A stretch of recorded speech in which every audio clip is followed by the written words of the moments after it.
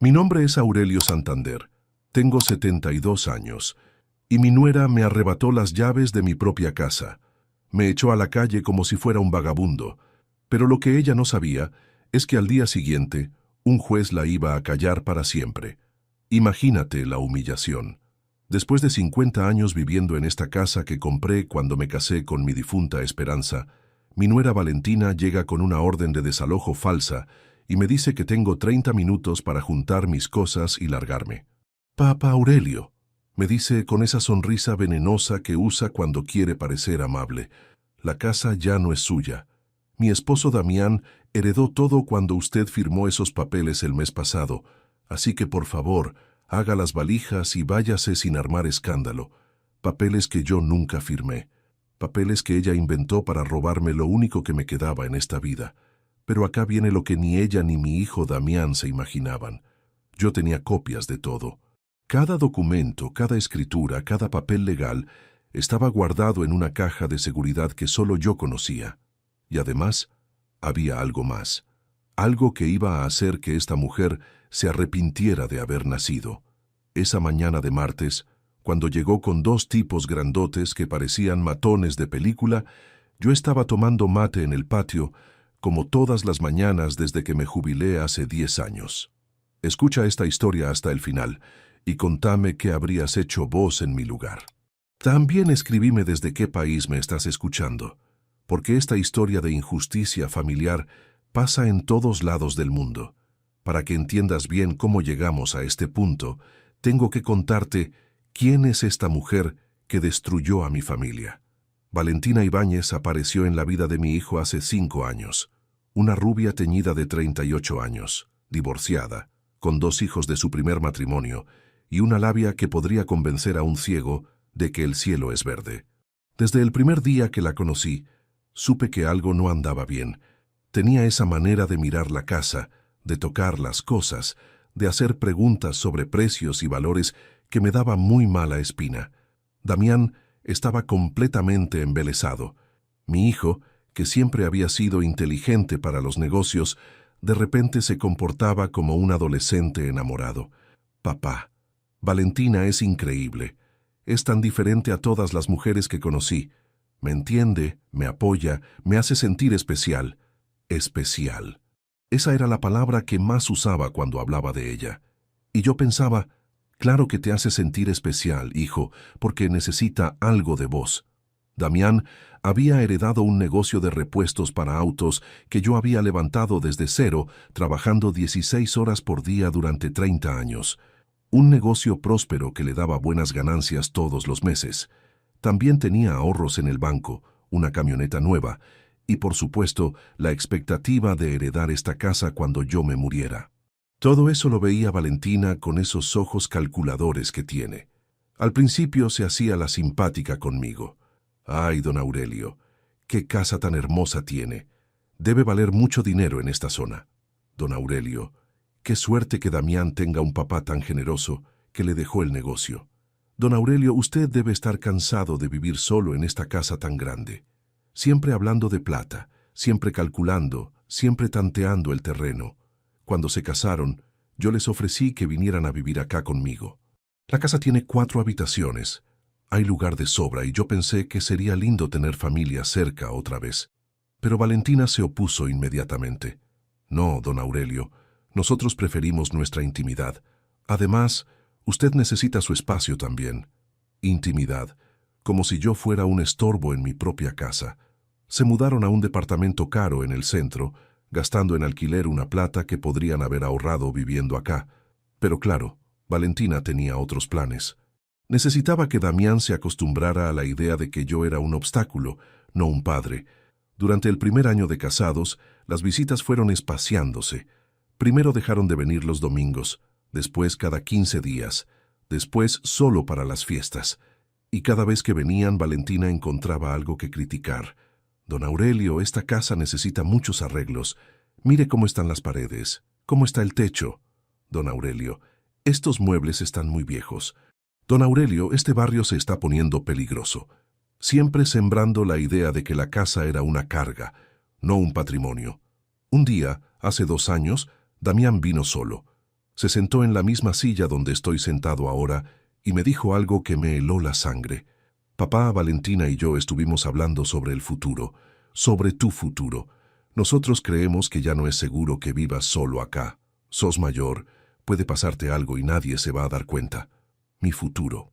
Como si yo fuera un problema que había que resolver. Le pregunté qué tenía en mente y me dijo que habían visto un hogar de ancianos muy lindo en las afueras de la ciudad. Un lugar donde yo iba a estar cuidado, donde iba a tener compañía de gente de mi edad, donde no me iba a sentir solo. Damián, le dije, yo no estoy solo. Tengo mis vecinos, tengo mis amigos del club, tengo mi rutina. Esta es mi casa. Acá está la tumba de tu madre. Acá están todos mis recuerdos. Pero papá, me dijo, vos podés visitar la tumba de mamá cuando quieras. Y nosotros te vamos a ir a ver al hogar todas las semanas. El hogar.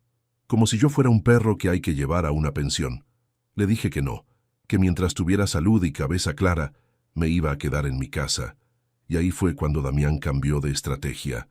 Está bien, papá, respeto tu decisión, pero al menos pensalo. Valentina solo quiere lo mejor para vos. Valentina quiere lo mejor para mí. ¡Qué mentira tan grande! Valentina quería esta casa y estaba usando a mi hijo para conseguirla. Después de esa conversación, las cosas empeoraron. Las visitas se volvieron aún más raras y cuando venían, Valentina se quedaba callada, mirándome con una cara que no te puedo describir. Una cara de fastidio, como si mi sola presencia la molestara. Damián empezó a venir solo de vez en cuando, siempre con la misma conversación. «Papá, ¿no querés reconsiderar lo del hogar? Papá, Valentina vio otro lugar muy lindo. Papá, realmente creemos que sería mejor para todos. Para todos. Ah, pero no para mí, que era el dueño de la casa. Hace 6 meses, la cosa se puso más agresiva. Valentina empezó a venir con papeles. Don Aurelio, traje estos formularios para que los mire. Son para organizar mejor sus bienes, para que todo esté en orden por si algo le pasa. Papeles que yo nunca entendí bien, papeles llenos de letras chicas y palabras complicadas. ¿Qué si poder notarial? ¿Qué si transferencia de bienes? ¿Qué si fideicomiso? Cada vez que me traía papeles, Damián la acompañaba y me decía, «Firma nomás, papá. Es solo para tener todo en orden, para que no haya problemas legales después». Yo firmé algunos, los que mi hijo me aseguró que eran solo para organizar las cosas, pero nunca nada que transfiriera la propiedad de mi casa. Nunca nada que dijera que yo regalaba lo que era mío. Pero Valentina es más astuta de lo que yo pensaba.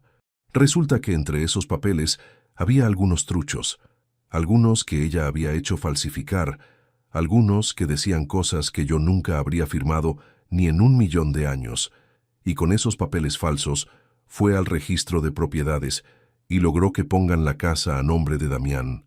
Todo esto lo descubrí después, cuando ya era tarde, cuando ella ya había consumado su plan maestro. El lunes de la semana pasada, Damián me llamó por teléfono. «Papá, mañana Valentina va a pasar por casa.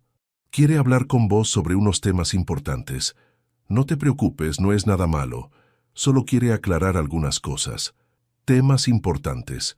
Si yo hubiera sabido lo que se venía, habría salido corriendo de mi propia casa. Esa noche no pude dormir. Había algo en la voz de Damián que no me gustaba. Algo nervioso, algo falso, como cuando era chico y había hecho alguna travesura y tenía miedo de contarme. Me levanté varias veces a caminar por la casa, tocando las paredes que yo mismo había pintado, mirando los muebles que Esperanza y yo habíamos elegido juntos, recordando los 50 años de vida que habían pasado entre estas 4 paredes. A las 9 de la mañana del martes tocaron el timbre. Era Valentina con 2 tipos que nunca había visto en mi vida. Tipos grandes, con caras de pocos amigos, vestidos de traje pero con pinta de matones. «Buenos días, don Aurelio», me dijo Valentina con esa sonrisa falsa que practica frente al espejo. «Espero que esté preparado para nuestra conversación». «¿Preparado para qué?», le pregunté, pero ella ya había entrado a mi casa sin que yo la invitara, seguida por los 2 gorillas. Se sentó en el sillón de Esperanza, en el lugar donde solo se sentaba mi difunta esposa, y sacó una carpeta llena de papeles. «Don Aurelio, tengo noticias importantes. La casa ya no es suya. Mi esposo Damián es ahora el propietario legal de esta propiedad. Le mostré los papeles. documentos del registro de la propiedad, documentos que decían que yo había transferido la casa a nombre de mi hijo, documentos que yo nunca había firmado, pero que tenían mi firma. Una firma falsificada tan bien hecha que hasta yo mismo me quedé dudando si realmente la había hecho. Don Aurelio, siguió diciendo, como mi esposo es el nuevo dueño, él ha decidido que usted ya no puede seguir viviendo acá. ¿Dónde está Damián?, le pregunté. ¿Por qué no vino él a decirme esto? Damián está trabajando, me respondió. Él me pidió que me ocupara de este tema porque es muy doloroso para él. Es doloroso tener que echar a su propio padre, así que prefirió que lo haga yo. Qué conveniente.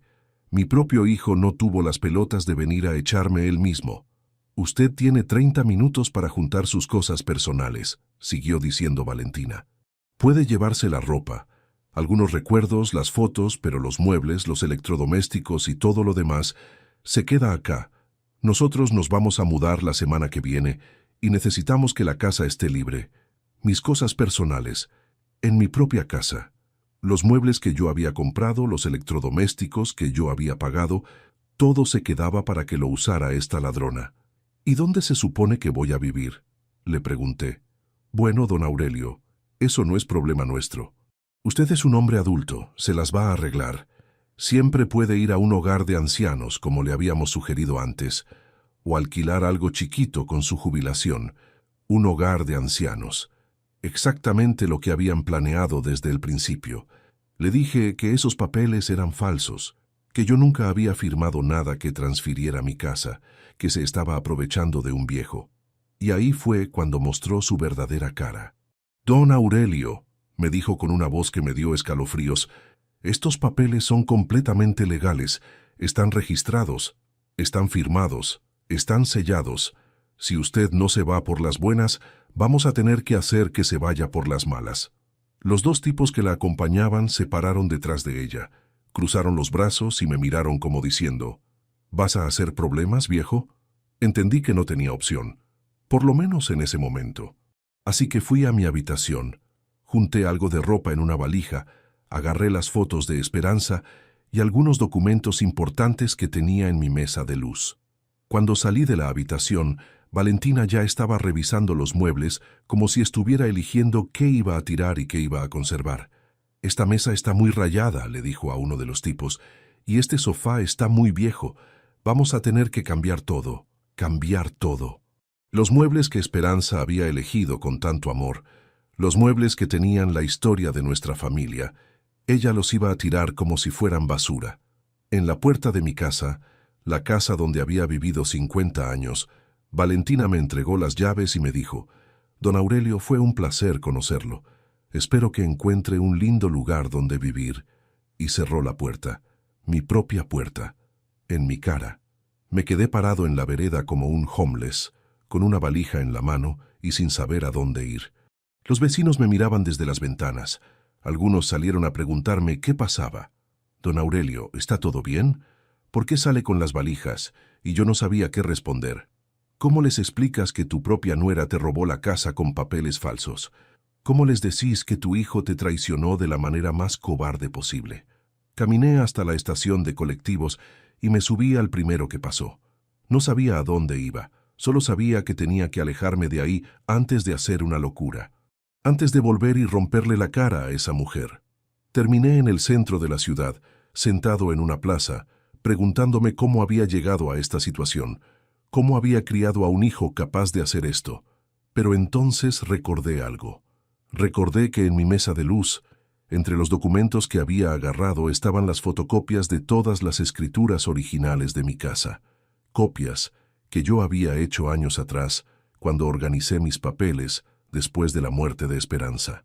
Copias que mostraban claramente que yo era el único dueño de esa propiedad, y también recordé que tenía el teléfono del doctor Silveira, un abogado amigo de mi hermano que me había ayudado con unos trámites hace unos años, un hombre honesto que conocía bien las leyes de propiedad.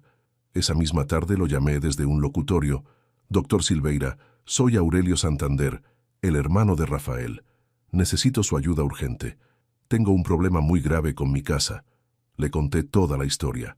Como Valentina me había echado con papeles falsos, cómo había falsificado mi firma, cómo había logrado registrar la casa a nombre de Damián sin mi consentimiento. El doctor me escuchó en silencio y cuando terminé de hablar, me dijo: «Don Aurelio, lo que me cuenta es un delito muy grave. Es falsificación de documentos, es estafa, es usurpación. Si usted tiene las escrituras originales y puede probar que nunca transfirió la propiedad, podemos actuar inmediatamente». Nos encontramos en su oficina esa misma noche. Le mostré todos los documentos que tenía, las copias de las escrituras originales, los recibos de los servicios a mi nombre, todo lo que probaba que yo era el verdadero dueño. El doctor revisó todo y me dijo: «Don Aurelio, usted tiene un caso sólido.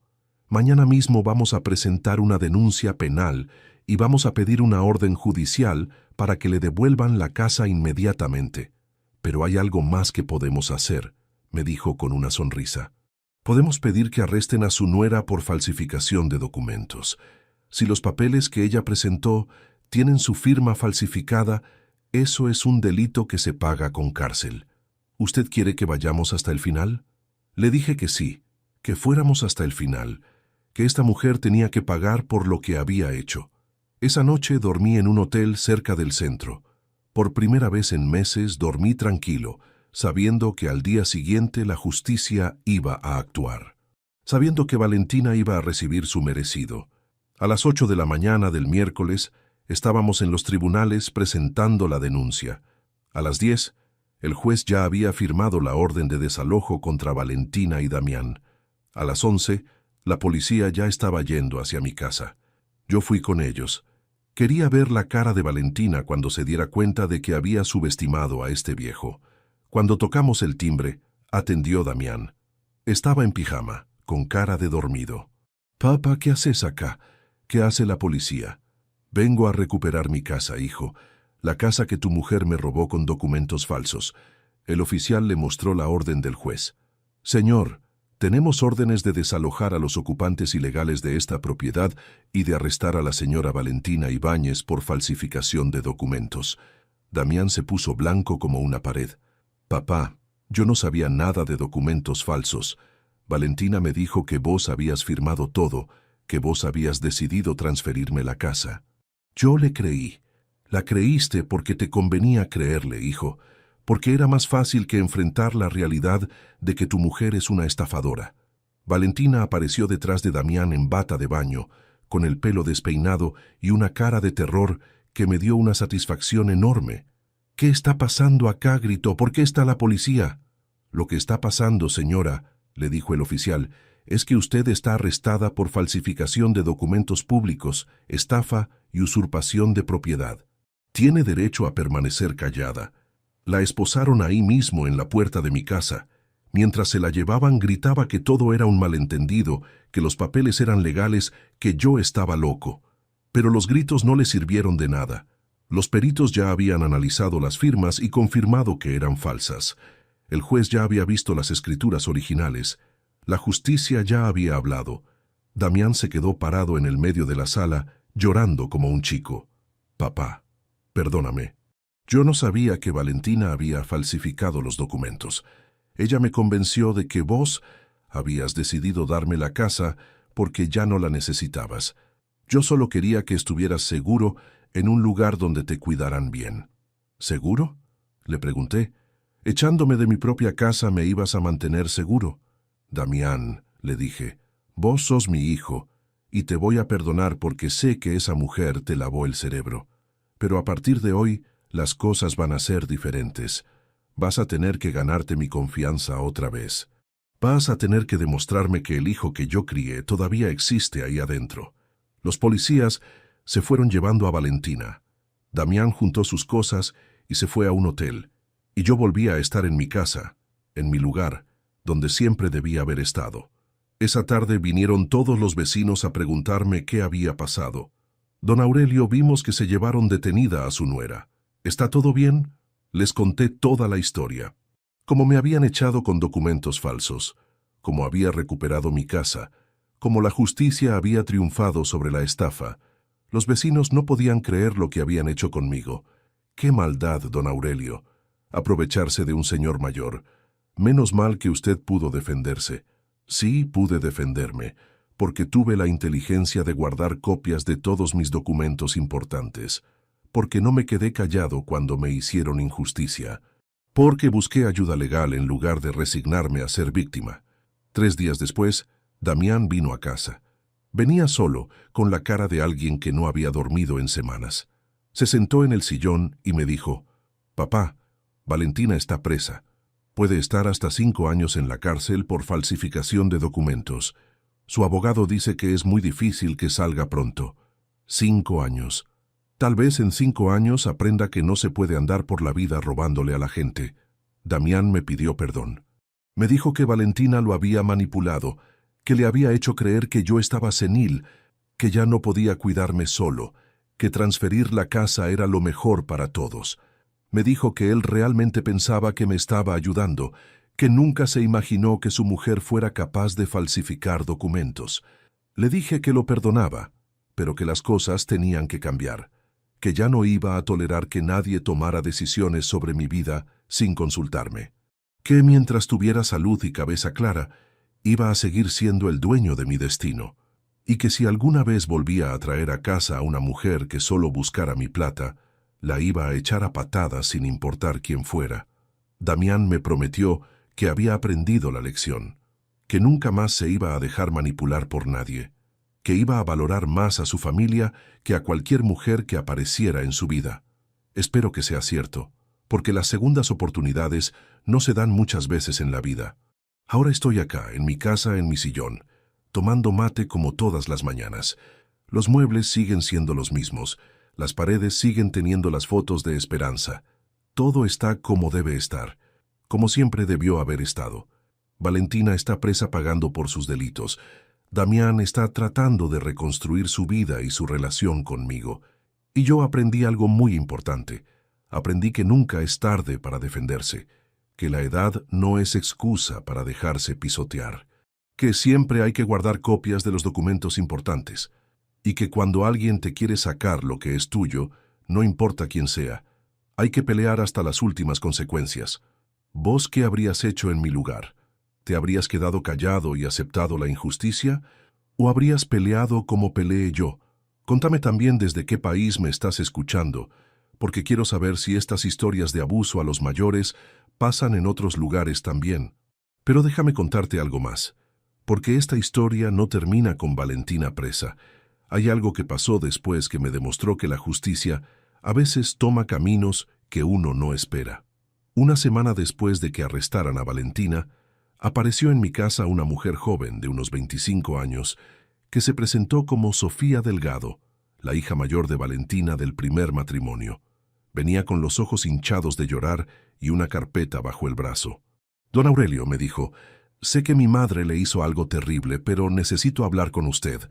Hay cosas que usted no sabe sobre mi familia, cosas que explican por qué mi madre hizo lo que hizo. Le dije que pasara, porque algo en su manera de hablar me daba a entender que esta chica era diferente a su madre». Sofía se sentó en el borde del sillón y me contó una historia que me partió el corazón. «Don Aurelio, mi madre no siempre fue así. Cuando yo era chica, era una mujer trabajadora, honesta. Trabajaba doble turno en una fábrica para mantenernos a mi hermano y a mí después de que mi papá nos abandonó. Pero hace 10 años le diagnosticaron una enfermedad muy cara, una enfermedad que requería tratamientos que no podíamos pagar. Mi madre se endeudó hasta el cuello para pagar los médicos, los remedios, las internaciones. Perdió la casa, perdió los ahorros, perdió todo, y cuando se curó, ya había aprendido que la plata era lo único que importaba en este mundo, que sin plata te morís, que sin plata nadie te ayuda.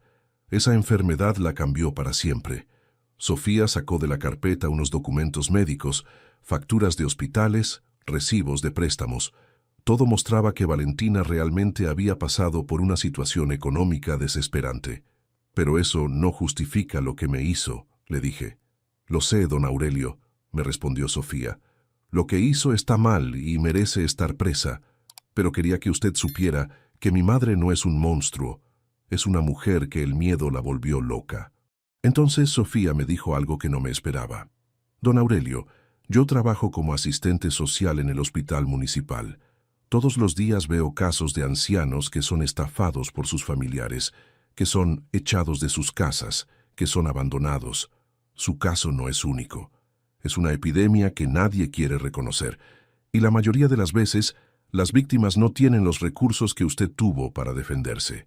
Me propuso algo que me sorprendió. Don Aurelio, ¿le gustaría ayudarme a crear un programa para ayudar a otros ancianos que están pasando por lo mismo que usted pasó? Podríamos usar su experiencia, su historia, para enseñarles a otros cómo protegerse, cómo guardar documentos, cómo reconocer las señales de alarma, cómo buscar ayuda legal. La idea me gustó. Por primera vez en años, sentí que podía usar lo que me había pasado para algo bueno. Le dije a Sofía que sí, que quería ayudar. Y así fue como empezamos el programa Nunca es tarde para defenderse, un proyecto que ayuda a adultos mayores víctimas de abuso familiar y estafas. 2 meses después del arresto de Valentina, ya habíamos ayudado a 15 ancianos a recuperar sus propiedades robadas. Habíamos dado charlas en centros de jubilados sobre cómo proteger los documentos importantes. Habíamos creado una red de abogados voluntarios que trabajaban gratis en casos como el mío. Damián, cuando se enteró del programa, me pidió si podía ayudar también. Papá me dijo, quiero hacer algo bueno después de todo el daño que causé. Quiero ayudar a reparar lo que se rompió. Le dije que podía ayudar, pero que tenía que empezar desde abajo, que tenía que ganarse el respeto de las víctimas, demostrando que realmente había cambiado. Mi hijo empezó a hacer trabajo voluntario en el programa. Llevaba a los ancianos a los juzgados, los acompañaba a hacer trámites, les traducía el lenguaje legal que no entendían. Y de a poco, viéndolo trabajar con esas personas mayores, empecé a ver otra vez al hijo que yo había criado, al hijo que se preocupaba por los demás, no solo por sí mismo. Un día vino a casa con una noticia que me alegró mucho. Papá, me dijo, conocí a una mujer en el programa. Se llama Carmen, es viuda, tiene 60 años y es voluntaria también. Es una mujer buena, trabajadora, que ayuda porque quiere ayudar, no porque necesita algo. No sé si algún día podremos ser algo más, pero por primera vez en mucho tiempo siento que encontré a alguien de mi edad emocional. Carmen resultó ser una mujer excepcional, una exmaestra que había perdido a su marido en un accidente y que dedicaba su jubilación a ayudar a otros. Cuando la conocí, entendí por qué Damián se había interesado en ella. Tenía esa tranquilidad, esa sabiduría que solo dan los años bien vividos, y lo más importante, cuando miraba mi casa, no calculaba cuánto valía. Solo veía un hogar con historia. Mientras tanto, en la cárcel, Valentina había empezado un tratamiento psicológico. Sofía la visitaba todas las semanas y me contaba los progresos. Mi madre está empezando a entender el daño que causó, me decía. Está trabajando con una psicóloga para entender por qué el miedo la llevó a hacer cosas tan terribles. Un día, 6 meses después del juicio, Sofía me trajo una carta de Valentina.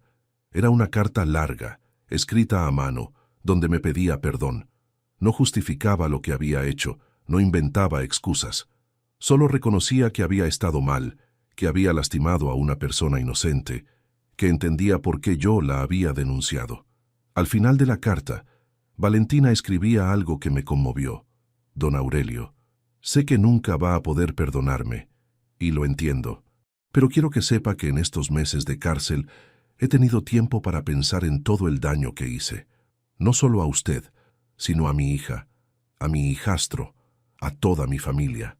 He decidido que cuando salga de acá, voy a dedicar mi vida a reparar lo que rompí. No sé cómo, pero voy a encontrar la manera. Le dije a Sofía que le dijera a su madre que había leído la carta, que reconocía su arrepentimiento, pero que iba a necesitar mucho tiempo para poder perdonarla realmente. Que las palabras estaban bien, pero que lo que realmente importaban eran los hechos, que cuando saliera de la cárcel tendría que demostrar con acciones que realmente había cambiado. El programa que habíamos creado siguió creciendo. Al año de haberlo empezado, ya habíamos ayudado a más de 50 familias. Habíamos recuperado casas, habíamos desenmascarado estafadores, Habíamos enseñado a cientos de ancianos a protegerse, y lo más lindo de todo, habíamos creado una comunidad. Los ancianos que habíamos ayudado se juntaban una vez por semana en mi casa. Tomábamos mate, compartíamos historias, nos cuidábamos unos a otros. Mi casa, que había estado tan silenciosa después de la muerte de Esperanza, otra vez se llenó de voces, de risas, de vida. Pero ahora era diferente. Ahora era una familia elegida, no obligada. Don Facundo, un señor de 80 años que había recuperado su departamento gracias al programa, me dijo un día algo que me marcó mucho. Don Aurelio, usted sabe cuál es la diferencia entre la familia de sangre y la familia del corazón. La familia de sangre a veces te lastima porque cree que tiene derecho a hacerlo. La familia del corazón te cuida porque elige hacerlo. Damián se había vuelto un voluntario permanente del programa.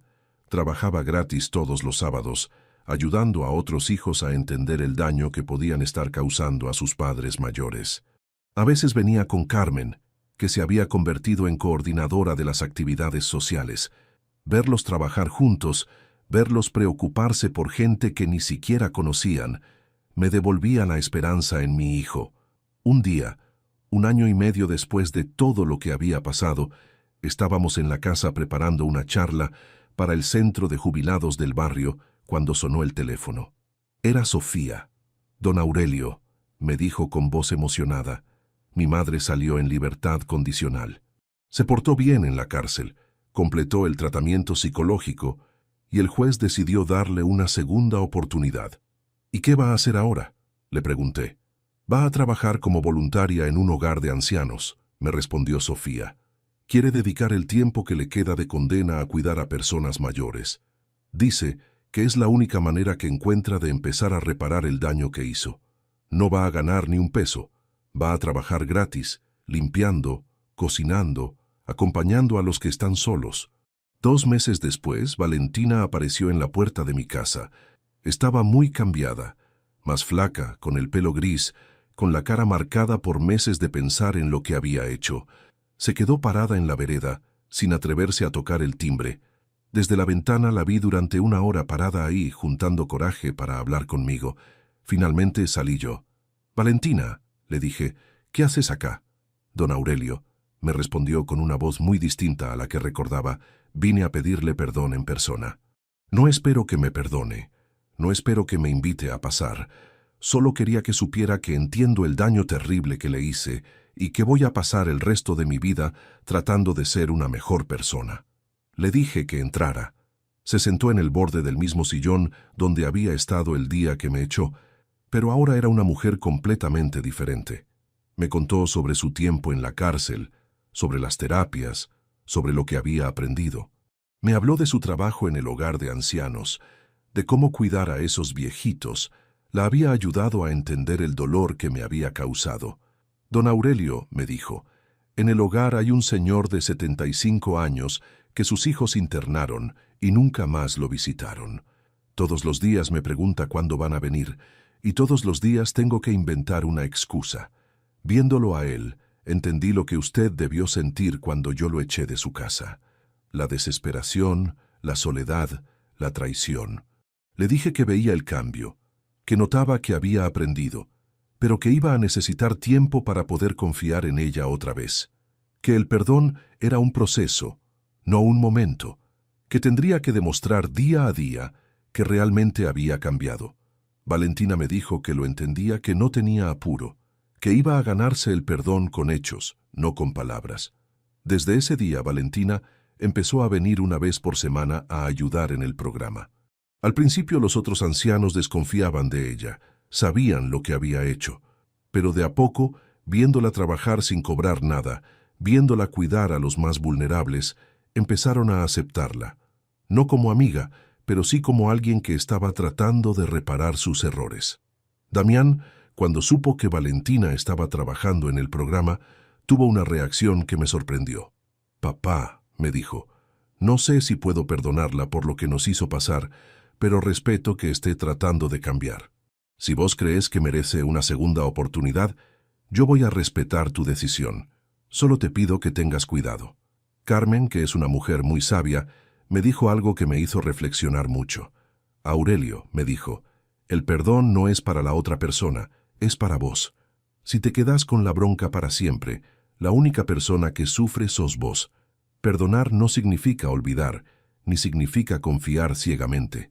Significa liberarte del veneno del rencor. Hoy, 2 años después de que todo empezó, mi vida es completamente diferente a lo que era antes. El programa que creamos con Sofía ya ayudó a más de 200 familias. Damián está en pareja con Carmen y los dos trabajan conmigo como voluntarios. Valentina cumple su libertad condicional cuidando ancianos y ayudando en nuestro programa una vez por semana. Mi casa sigue siendo mía, pero ahora es también un lugar donde otros pueden encontrar ayuda. Todos los martes tenemos reuniones del programa. Todos los jueves viene un grupo de ancianos a tomar mate y charlar. Todos los sábados damos charlas sobre prevención de estafas. La casa que casi pierdo por culpa de la ambición, ahora está llena de gente que necesita apoyo. ¿Perdoné completamente a Valentina? Todavía estoy en ese proceso. Algunos días la veo trabajar con los viejitos del hogar y pienso que realmente cambió. Otros días recuerdo el momento en que me echó de mi casa y siento que la bronca vuelve, pero estoy aprendiendo que el perdón es un camino, no un destino.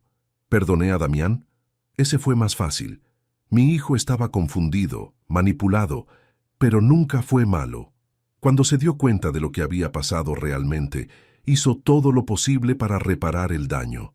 Hoy tenemos una relación mejor de la que teníamos antes de que apareciera Valentina, porque ahora los dos sabemos lo que es casi perder al otro.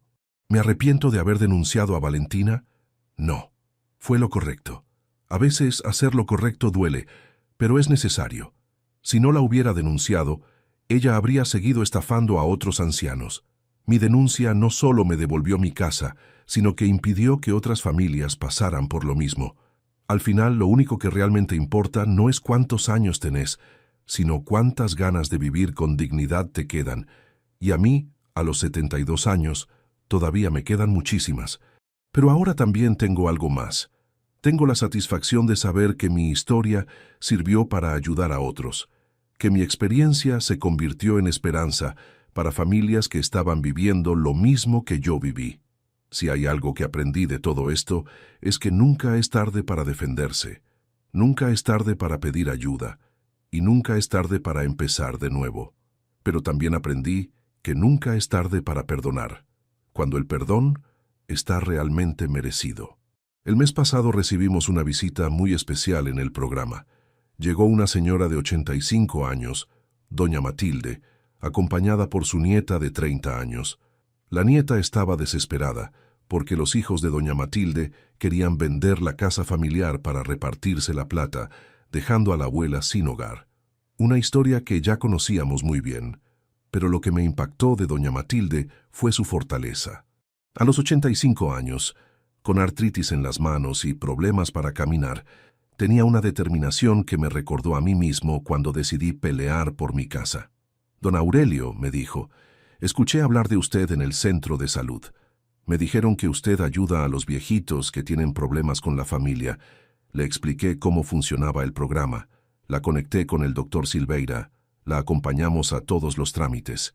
En 3 semanas habíamos logrado frenar la venta de su casa y exponer a sus hijos como lo que eran, unos aprovechadores que querían quedarse con el patrimonio de su madre mientras ella todavía estaba viva. Doña Matilde recuperó su casa y, más importante, recuperó su dignidad. Cuando terminó todo el proceso legal, doña Matilde me invitó a almorzar a su casa. Era una casa hermosa, antigua, llena de muebles con historia y fotos de familia de 5 generaciones. Mientras comíamos el guiso más rico que probé en años, me dijo algo que me llegó al alma. Don Aurelio, si no fuera por usted y por este programa, hoy estaría viviendo en la calle o en un asilo barato pagado por el gobierno. Pero hay algo más, siguió diciéndome. Usted no solo me ayudó a recuperar mi casa, me ayudó a recuperar la fe en que todavía hay gente buena en este mundo. Me ayudó a entender que la edad no es una enfermedad y que merecemos respeto hasta el último día de nuestras vidas. Esas palabras me conmovieron tanto que se me llenaron los ojos de lágrimas. Doña Matilde se convirtió en una de nuestras voluntarias más activas. Todos los jueves viene a mi casa para las reuniones del grupo de apoyo. Tiene una manera muy especial de consolar a los ancianos que recién llegan al programa, desesperados y humillados por sus propias familias. Ella les dice: yo también pasé por lo mismo. Yo también pensé que no tenía salida, pero mirá dónde estoy ahora. A través de doña Matilde conocí a su nieta Patricia, una abogada joven que se especializó en derecho de familia después de ver lo que sus tíos le habían hecho a su abuela. Patricia se sumó a nuestro equipo de abogados voluntarios y trajo una energía increíble al programa.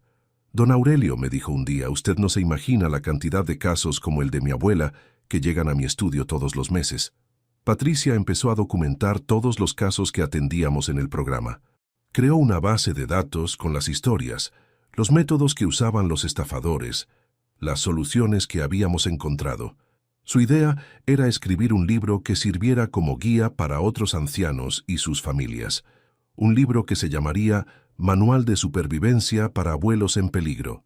Cuando Patricia me propuso que escribiera el prólogo del libro contando mi historia, al principio dudé. No soy escritor, le dije. Soy un viejo que tuvo suerte de poder defenderse. Pero Patricia insistió.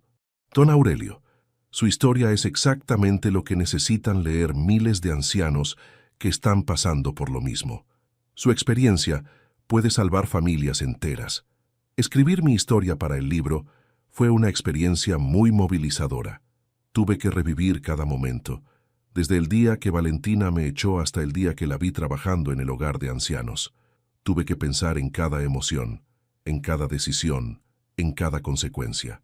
Y al hacerlo, me di cuenta de cuánto había crecido como persona a través de todo este proceso. El libro se publicó hace 6 meses y se convirtió en un éxito inesperado. No solo lo leen ancianos, sino también sus hijos, sus nietos, trabajadores sociales, abogados especializados en derecho de familia. Empezamos a recibir cartas de todo el país de personas que habían leído el libro y habían logrado resolver sus problemas familiares antes de que fuera demasiado tarde. Una de las cartas que más me emocionó la recibí hace 3 meses.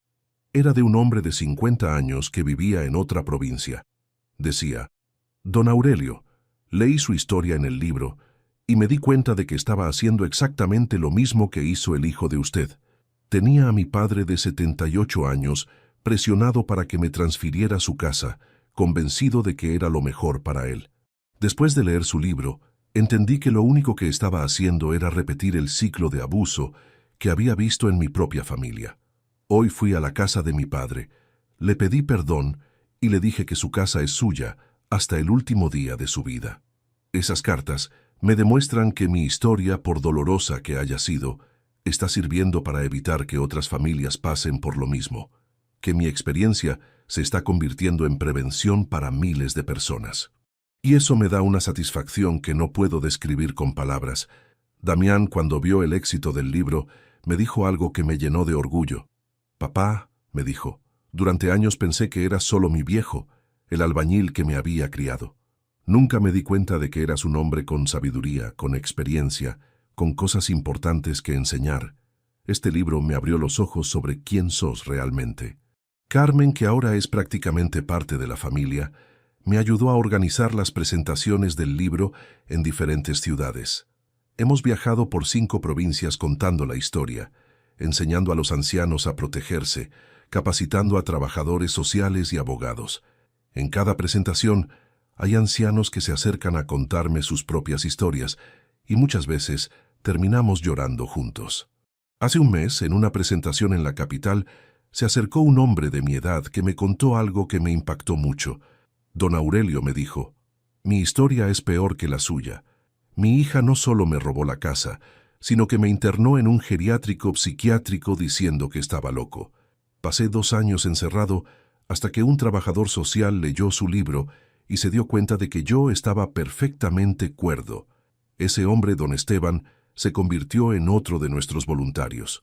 Su experiencia en el geriátrico psiquiátrico nos ayudó a entender una nueva forma de abuso contra los ancianos: la internación forzosa con diagnósticos falsos.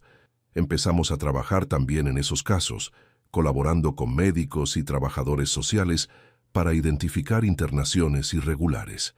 El programa creció tanto que tuvimos que mudarlo de mi casa a un local más grande que nos donó la municipalidad.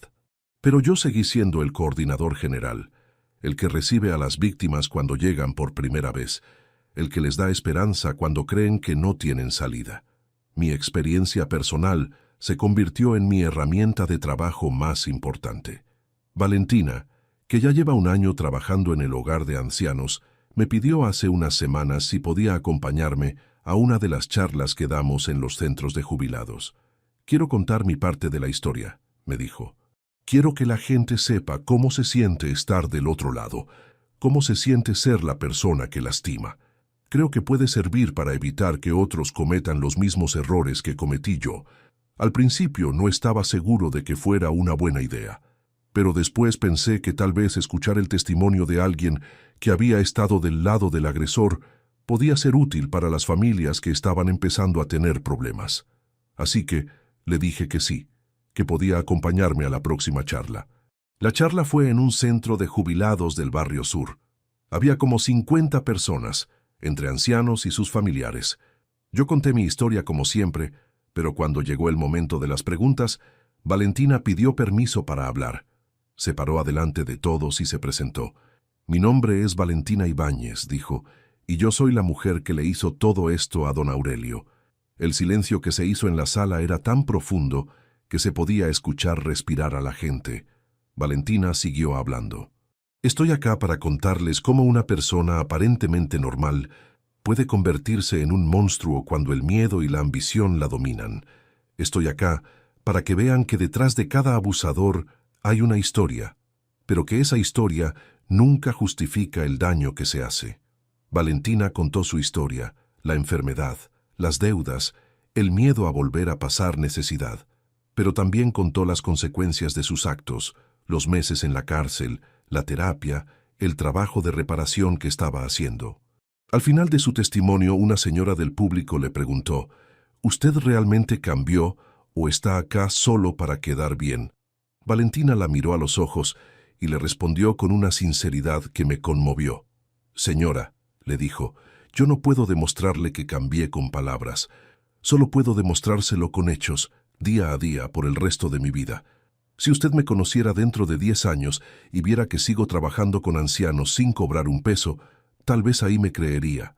Pero hoy lo único que puedo hacer es prometerle que voy a intentar ser mejor persona cada día». Después de esa charla, varias familias se acercaron para agradecernos. Una señora me dijo que escuchar a Valentina la había ayudado a entender por qué su hijo había empezado a presionarla para vender su casa. Otra familia decidió empezar terapia familiar para resolver sus problemas antes de que fuera demasiado tarde.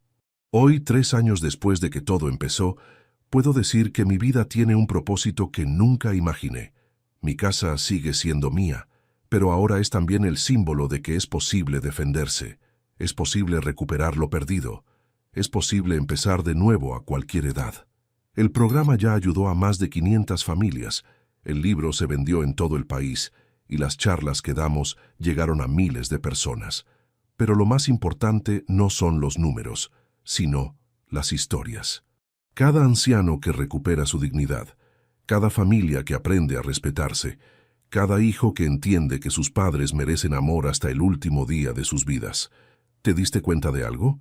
Al final, la peor experiencia de mi vida se convirtió en la mejor oportunidad de mi vida. El dolor se transformó en propósito, la humillación se convirtió en sabiduría y la injusticia se transformó en justicia para muchos otros.